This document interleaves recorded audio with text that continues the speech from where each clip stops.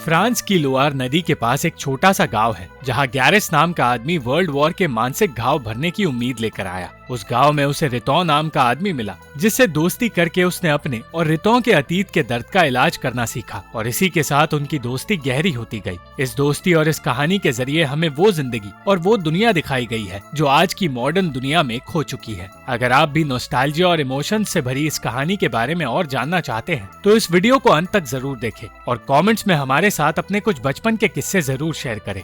गैरेस एक सिंपल आदमी है जिसे वॉर के बाद सेना से निकाल दिया गया और तब से उसने नदी किनारे एक गांव में अपनी दुनिया बसा ली। उसका दोस्त रितौ उससे अलग था और काम पर ध्यान ना देकर हर वक्त शराब और अपने गम में डूबा रहता था। गैरेस रितौ के आलस से परेशान तो हो गया था पर वो उसके हालात समझता भी है। गैरेस खुद भी वॉर का हिस्सा बनकर आज परेशान रहने लगा है, इसलिए उसे जंग की बातें करना पसंद नहीं।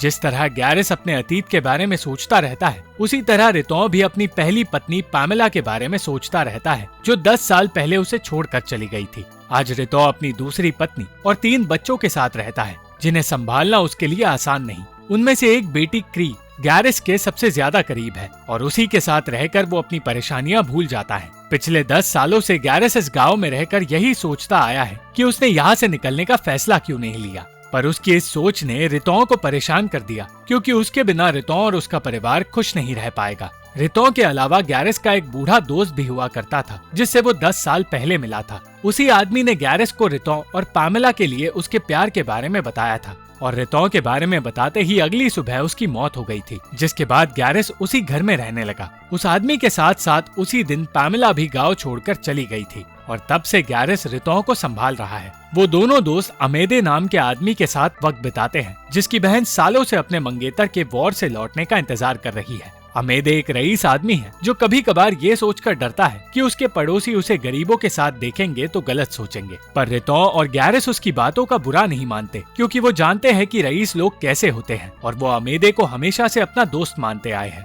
पैसे कमाने के लिए वो दोनों रईस लोगों के घरों के बाहर गाना गाते हैं, पर इस बार उनका गाना एक आदमी को डरा रहा था क्योंकि बहुत मुश्किल से वो अपने बच्चे को सुला पाया था। उसके कहने पर गैरेस ने गाना रोक तो दिया पर रितौ की लापरवाही की वजह से वो बच्चा नींद से जाग गया। आगे जाकर उन्होंने एक बूढ़े पति पत्नी को एंटरटेन किया और गाने के बदले उन्हें खाने का सामान मिल गया। आगे जाकर उन्होंने एक महल जैसा घर देखा जिसके दरवाजे खुले थे। वो दोनों उस घर में घुस गए पर घर की मालकिन मारी को लगा कि वो दोनों चोर हैं।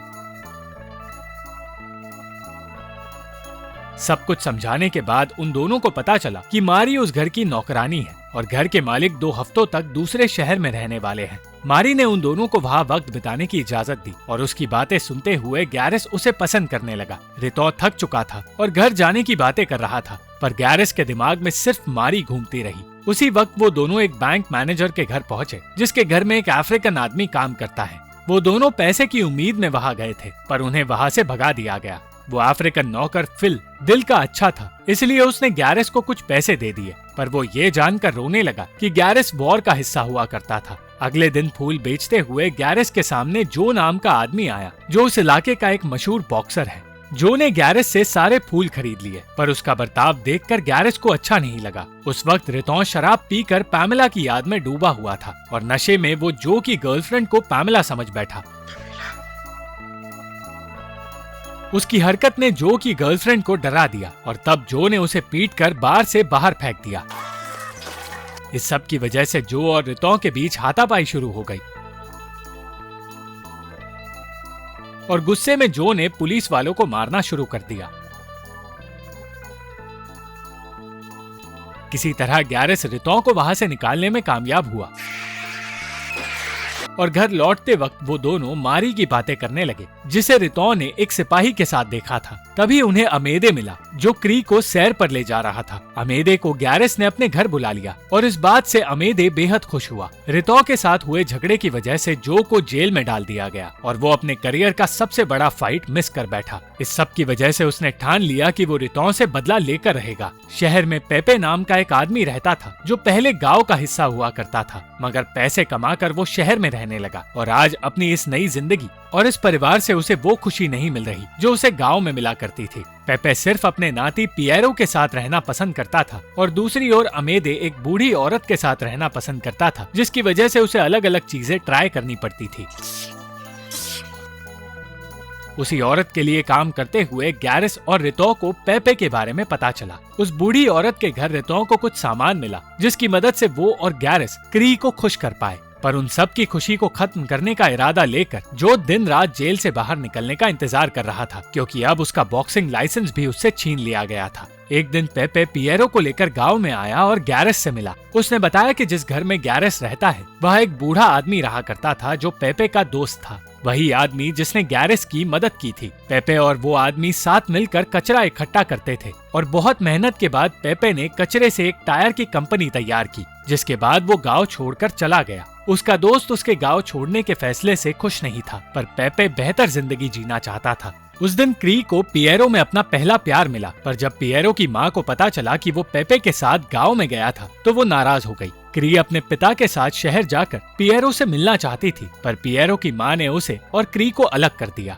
एक दिन उस बूढ़ी औरत मर्सियर के घर में गैरेस को एक ड्राइंग नजर आई जो बिल्कुल मारी जैसी थी, और उसे पता चला कि मर्सियर को वो ड्राइंग एक दुकान में मिली थी। गैरेस यही सोचकर उदास हो गया कि वो मारी से फिर से मिल नहीं पाया। रितो और गैरेस अमेदे को लेकर स्नेल्स पकड़ने के लिए दूसरे इलाके जाने लगे। पहाड़ों के बीच वो तीनों ट्रेन से उतर गए और इस एडवेंचर ने अमेदे को बहुत खुश किया। वो खुद स्नेल्स पकड़ने में उनकी मदद तो नहीं कर रहा था, पर उनका साथ देना चाहता था। तब रितो से बात करने पर अमेदे को पता चला कि गैरेस गांव छोड़कर किसी दूसरे शहर जाना चाहता है, और ये जानकर रितो के साथ साथ अमेदे भी निराश हो गया। काम पूरा करके वो तीनों घर की ओर जाने लगे और बीच रास्ते रितो की जिद पूरी करते हुए गैरेस ने उसे शराब पीने की इजाजत दी। घर लौटने पर उन्हें पता चला कि क्री बीमार है, पर गैरेस ने समझाया कि वो गर्मी के मौसम की वजह से जल्द ही ठीक हो जाएगी।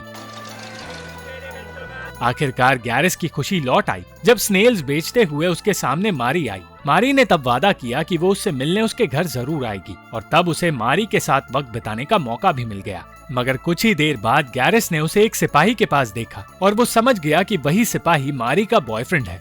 कुछ दिन बाद पेपे गैरेस के पास आया और वो समझ गया कि गैरेस किसी के प्यार में पड़ गया है। पेपे ने गैरेस और रितो की मदद करने का फैसला किया और अपने पुराने दिनों को याद करते हुए वो खुशी खुशी मेंढक पकड़ने तालाब के पास चला गया।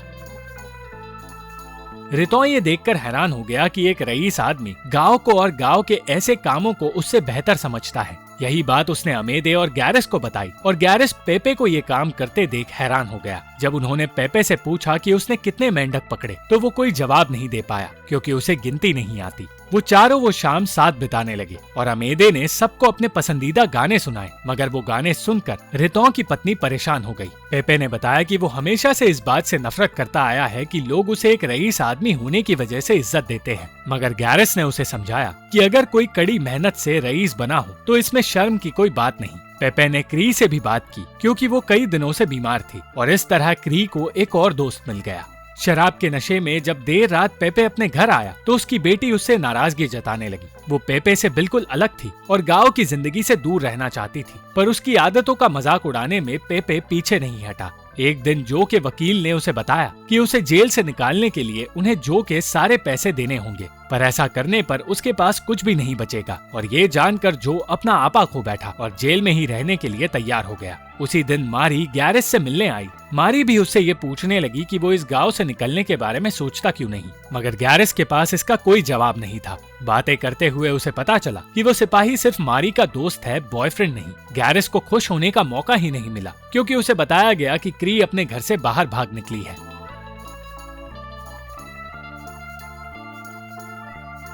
किसी तरह उसे ढूंढकर गैरेस उसे घर वापस ले आया, और डॉक्टर को बुलाने पर उसे पता चला कि क्री को निमोनिया है। क्री की माँ दवाइयों के पैसों को लेकर चिंता कर रही थी, इसलिए गैरेस ने कह दिया कि इलाज का खर्च वो खुद उठा लेगा।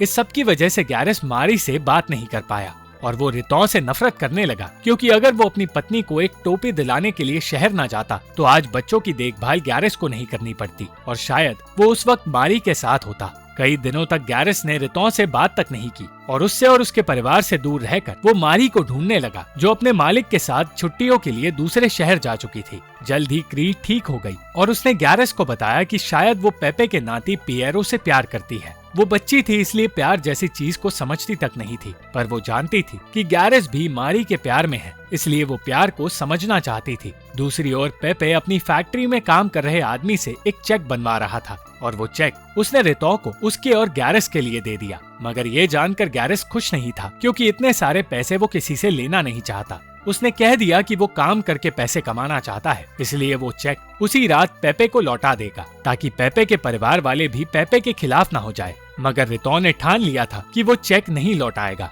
वो बैंक से पैसे लेने चला गया, पर सही वक्त पर गैरेस ने उसे देख लिया। रितो की जिद पूरी करके उसने चेक के बदले पैसे तो निकलवा लिए, पर उसने कह दिया कि वो पैसे पेपे को देने जा रहा है। पेपे अपने दोस्तों को अपने घर पर देखकर बहुत खुश हुआ, पर वो ये जानकर खुश नहीं था कि उसके पैसे उसे लौटाए जा रहे हैं। गैरेस ने कह दिया कि वो गरीब जरूर है, पर वो उससे पैसे नहीं ले सकता। और ये सुनकर पेपे सोचने लगा कि जिन्हें वो दोस्त समझता आ रहा है, वो शायद उसे अपना दोस्त नहीं समझते। रितो पैसे खोकर निराश तो हुआ, पर उसे अपने दोस्त पर गर्व था। जो को जेल में रहकर अब 6 महीने हो गए थे, इसलिए उसकी गर्लफ्रेंड ने उसे छोड़ने का फैसला किया और इस सब की वजह से उसकी नफरत बढ़ने लगी। इस सब से अनजान गैरेस पेपे के साथ अपनी दोस्ती सुधारने की कोशिश कर रहा था और ऐसा करने में वो कामयाब भी हुआ। उसे अपना दोस्त तो मिल गया, पर उसे ये पता चला कि मारी ने एक रईस लड़के से शादी कर ली है और टूटे दिल के साथ वो अपने घर लौट आया। सजा काटकर जो जैसे ही आजाद हुआ, उसने रितो से बदला लेने की तैयारी शुरू कर दी। क्रिसमस की रात वो सांता क्लॉज के भेष में काम कर रहे रितो से टकराया, पर वो उसे पहचान नहीं पाया और जब तक उसे एहसास हुआ कि वो सांता क्लॉज कौन था, तब तक रितो वहाँ से भाग चुका था। उस रात पेपे अपने दोस्तों के साथ रहना चाहता था, पर उसे अपने दामाद की पार्टी का हिस्सा बनना पड़ा और उसी पार्टी में जो आ पहुंचा, क्योंकि उसे पता चला था कि पेपे जानता है कि रितो कहाँ रहता है। पेपे के दामाद ने जो को रितो का पता दे दिया और ये जानकर पेपे डरने लगा। वो ये बात बताने के लिए रितो के घर की ओर जाने लगा, मगर बर्फीले मौसम के कारण उसकी तबीयत बिगड़ने लगी और बीच रास्ते ही उसकी मौत हो गई। जब गैरेस को उसकी मौत की खबर मिली, वो पिएरो से मिलने चला गया, जो पेपे के सबसे करीब था। अंत में जो बंदूक लेकर रितो के पास पहुंच गया, पर क्री ने उसे नदी में गिरा दिया। जो को तैरना नहीं आता था, इसलिए रितो और गैरेस ने उसे बचा लिया और इस बीच रितो का पैर भी टूट गया। जो खुद ही रितो की फिक्र करने लगा और उसे एहसास हुआ कि वो कभी उसे मारना ही नहीं चाहता था। वो गैरेस का भी दोस्त बन गया और उसने वादा किया कि वो गैरेस और रितो की हमेशा मदद करेगा, क्योंकि उन दोनों ने उसकी जान बचाई है। एक अजीब सी दोस्ती की ये कहानी आज क्री याद कर रही है और उन सबको याद कर रही है जो उसके जिंदगी का एक हिस्सा थे। उसे ये भी याद आया कि उसके पिता रितो जो के साथ बॉक्सिंग मैनेजर का काम करने लगे और 3 साल बाद क्री ने पिएरो से शादी भी कर ली। इन सबसे ज्यादा क्री सिर्फ एक दिन को याद करती है, वो दिन जब गैरेस हमेशा के लिए उस गांव को और उसके परिवार को छोड़कर चला गया था। Thank you for watching this video. अगर आपको ये वीडियो पसंद आई तो इस वीडियो को लाइक, शेयर और इस वीडियो पर कमेंट जरूर करें और इस चैनल को सब्सक्राइब करना मत भूलना।